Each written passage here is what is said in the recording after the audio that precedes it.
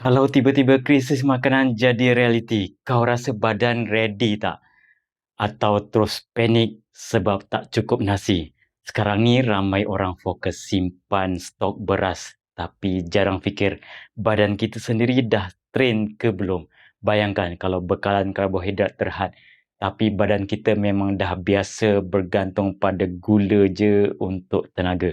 Memang cepat lemah. Sebab tu penting kita mula latih badan guna backup system iaitu ketonis.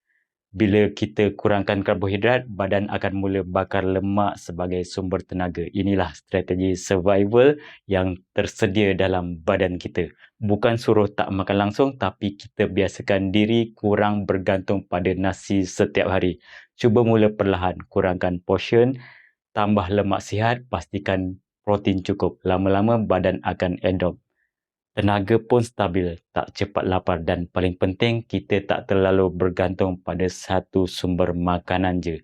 Bila orang lain stres sebab stok makin kurang, kita lebih tenang sebab badan dah biasa. Ini bukan sekadar diet, ini persediaan. Prep bukan sekadar simpan makanan tapi latih badan supaya boleh bertahan bila keadaan memaksa. Jom mula dari sekarang.